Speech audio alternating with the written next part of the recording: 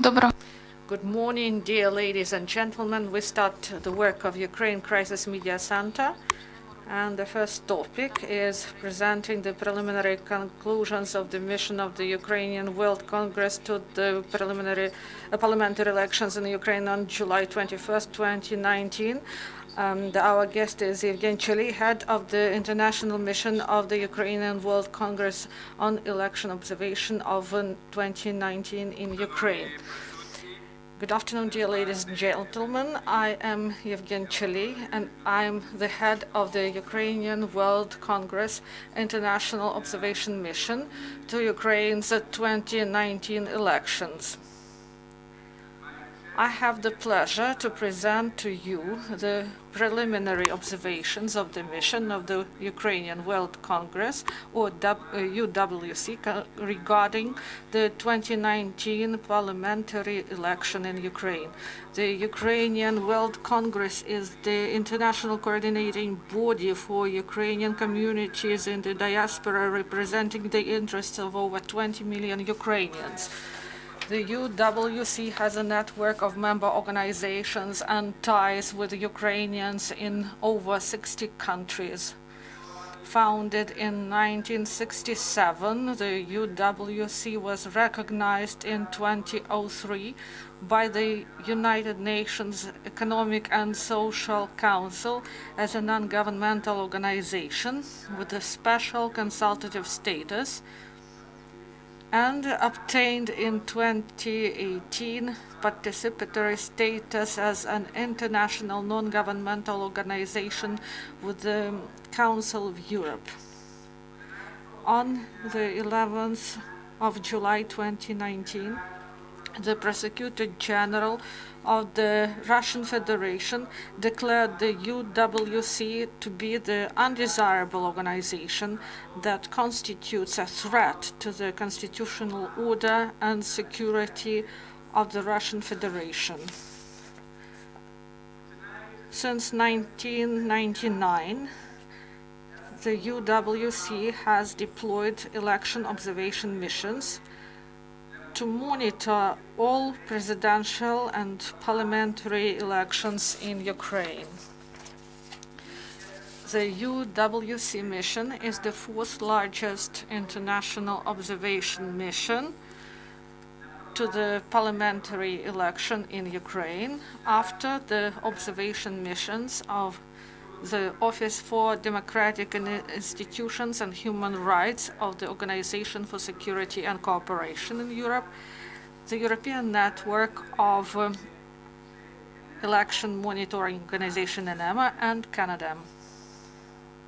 The Central Election Commission of Ukraine, or CEC, registered 142 short-term observers with the UWC mission, who came from 30 countries, namely Argentina, Australia, Belarus, Belgium, Bulgaria, Canada, Croatia, Czech Republic, Estonia, France, Georgia, Germany, Greece, Israel, Italy, Kazakhstan, Latvia, Lithuania, Moldova, the Netherlands, Poland, Portugal, Romania, Serbia, Slovenia, Sweden, Switzerland, Turkey, the United Kingdom of Great Britain and the Northern Ireland, and the United States of America.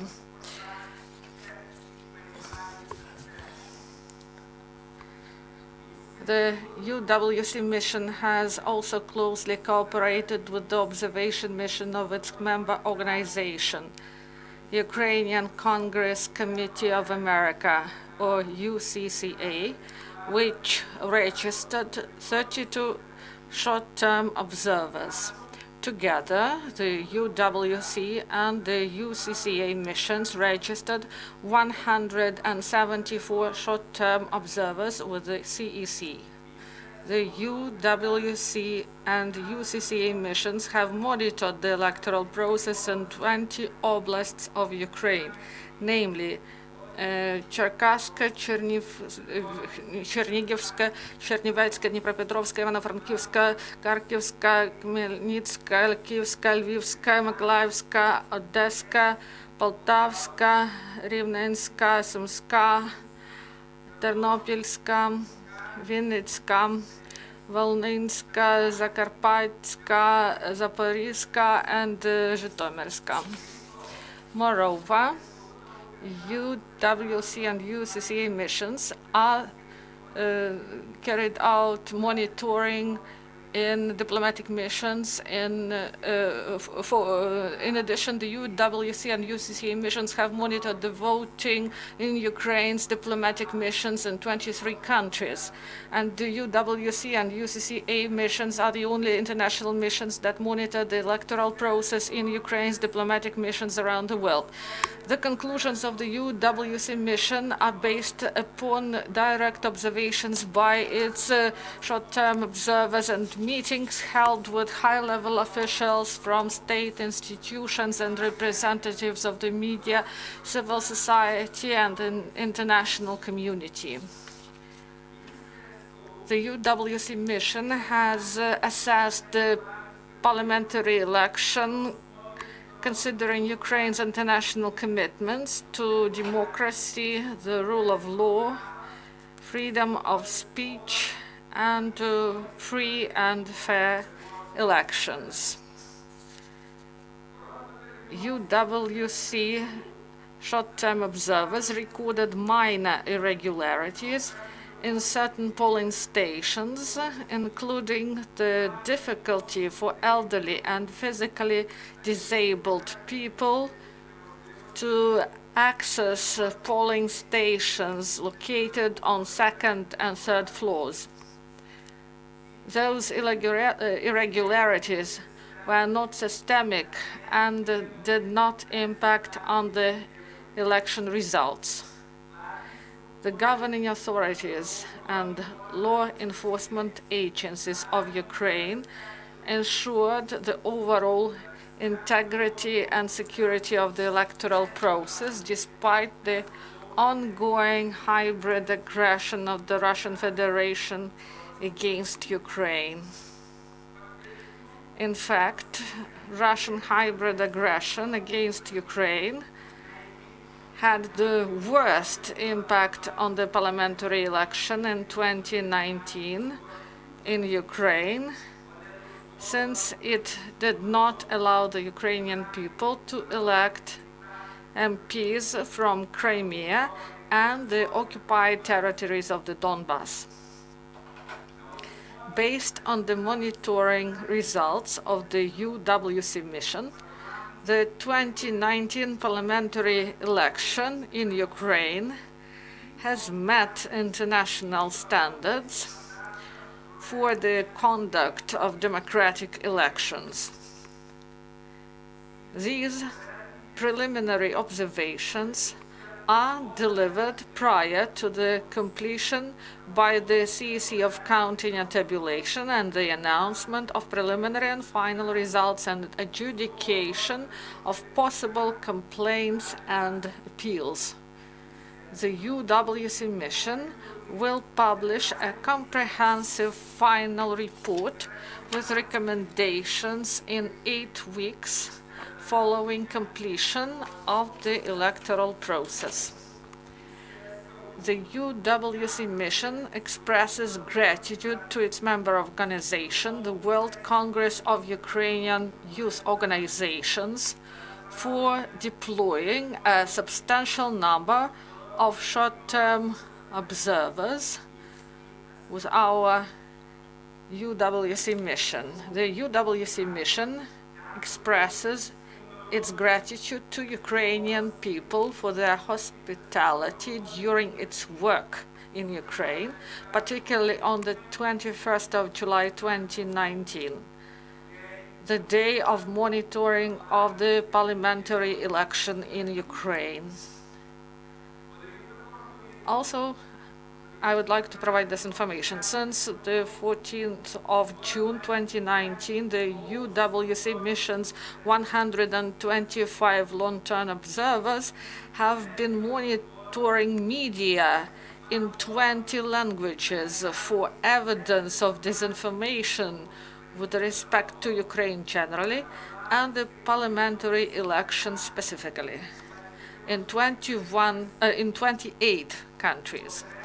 Preliminary observations on media monitoring by the UWC long-term observers will be presented on the 24th of July, on Wednesday, 2019, at 11 in the Ukraine Crisis Media Center in Kiev, Ukraine.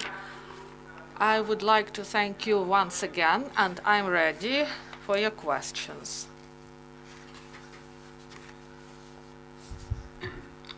Andrei Megel, the Institute of Liberalism. You've mentioned the decision of Prosecutors General of Russian Federation, and what will be the consequences for those Ukrainians who are in Russia? They were deprived of the right to vote. And about voting. Ukrainian citizens in Russian Federation, they were not able to work in the to vote in Russian Federation, but they were provided the opportunity to vote in 3 countries, to implement their constitutional right and to vote in the parliamentary elections. Concerning the decision of the prosecutor's office on the decision about UWC, the main is that the Russian Federation tries to separate our big Ukrainian diaspora in the Russian Federation from the rest of Ukrainian diaspora, headed by the Ukrainian World Congress, because by law in Russian Federation is that any cooperation with undesirable organization may, to some extent, provoke some sanctions, and some assets may be arrested. And also, if there is such cooperation with undesirable organization, this may lead to 6 years in prison. That's why, for us, this is a serious issue. And we see it as an additional pressure on our community in the Russian Federation, and the attempt by Russia to separate Ukrainian diaspora in Russia from diaspora in other countries headed by UWC. So you said that you recorded and observed the elections, and what is the role of UWC mission and your organization on the whole? What are the main, what can you do to help Ukraine to counteract Russian aggression? So we provided our results, preliminary results, and we will provide some recommendations. Some of them were voiced in the course after presidential elections. We will once again recommend the cancellation of the day of silence. It doesn't correspond to current conditions when social media, they are not covered by this limitation. And also we will work with the governmental structures of Ukraine in order to provide better opportunities for Ukrainians in diaspora to exercise their voting rights properly and to vote in presidential parliamentary elections. Now we have such a situation. Yesterday, one family in British Columbia, they traveled by plane in order to go to Edmonton and vote there, and then they went back to the British Columbia, and they did it during the first round of presidential elections and during the second round, and yesterday in the course of parliamentary elections. And we were informed by some of our member organizations in such country as Kazakhstan that people traveled for 1 day in order to be able to vote. That's why we'll recommend to increase the number of polling stations in diaspora, and to have opportunity to vote in electronic format or by email, and we provided our recommendations, and we are going to continue our work, and next week we also will provide concrete recommendations in this respect. Good afternoon, Mr. Cholii. Inform Ms. Pashenko. Please mention those 3 countries in which Ukrainians from Russia could vote. And also one more question. All we heard the results of exit polls yesterday, and we saw 5 parties who lead. And as a representative of UWC, would you like to comment on the parties and maybe to forecast future political situation? 3 countries where those people could vote: Finland, Kazakhstan, and Georgia. And it is really interesting to comment on the situation, but I had the mission that monitor elections, and it will work the next weeks to complete this process and to provide final report. And if you allow me, I will delay this issue for a later date. And when we complete our work as observers, and observers should provide integral approach. That's why I won't answer your question, and I won't make any forecast about political forces in Ukraine. Thank you. Eugene, you've mentioned that representatives of UWC monitored 20 diplomatic representative offices, and there are not only diplomatic but also consulates in some countries. In San Francisco, in New York, for example. Does it mean that representatives of UWC observed elections in consulates of Ukraine in these countries? Thank you for your question. So, you've said it correctly. Our observers observed in embassies and in consulates in different countries of the world. Yes, thank you.